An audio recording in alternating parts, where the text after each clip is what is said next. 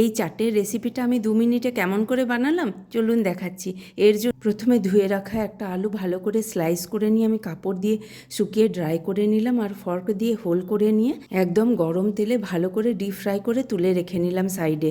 আর সব রকম মশলা, ভাজা জিরে গুঁড়ো, নুন, লঙ্কা দিয়ে টস করে নিলাম। আর আগের থেকে বয়েল করে রাখা আমার আলু আর মটর সেদ্ধর মধ্যেও আমি তেঁতুলের টক, নুন, লঙ্কা, ভাজা জিরে গুঁড়ো সব একসঙ্গে মিক্স করে রেখে নিলাম। এদিকে দইটাও রেডি করে নিলাম আমি সব রকম মশলা দিয়ে। আর তারপর কাঁচের একটা বলে আমি প্রত্যেকটা জিনিসকে অ্যাসেম্বল করলাম।